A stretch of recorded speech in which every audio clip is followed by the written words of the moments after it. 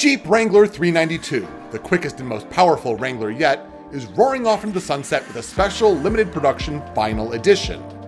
The 2024 Jeep Wrangler 392 Rubicon Final Edition features a unique hood, front fender vent decals, and eye-catching bronze 17-inch beadlock-capable wheels, wrapped in 35-inch BFGoodrich all-terrain tires. Powered by a 6.4-liter V8 engine, the Wrangler 392 Final Edition performs with 470 horsepower and 470 pound-feet of torque, all while offering a 48-to-1 crawl ratio for authentic off-roading capability. The Final Edition is open for order now and has a starting US MSRP of $99,995.